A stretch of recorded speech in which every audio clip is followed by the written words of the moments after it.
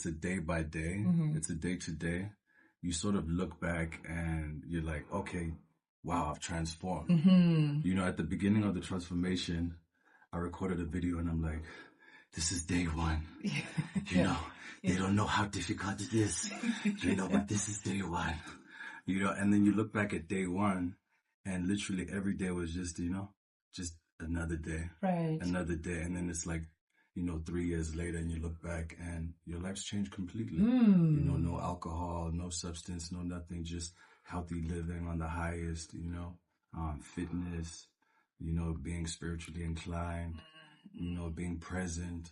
I think this is probably the most present I've ever been in my life, you know, present for opportunities, present for those in my life, you know, even the same sort of energy. You know, I remember when I was like 70 kgs heavier than this, and I would just fall asleep in studio.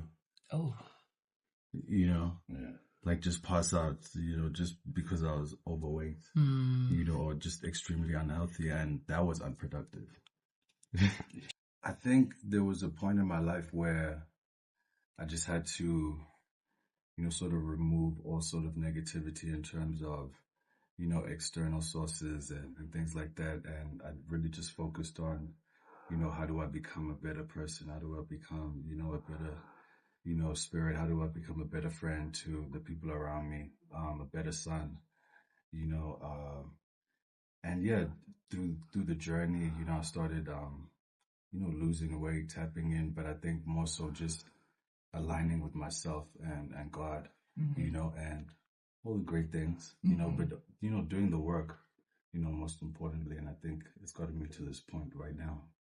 Just of gratitude and, you know, just self-development and, you know, taking one day at a time. And I think, you know, my life's just a testament of that at the moment, you know. So, yeah, it's been beautiful. It's been really beautiful.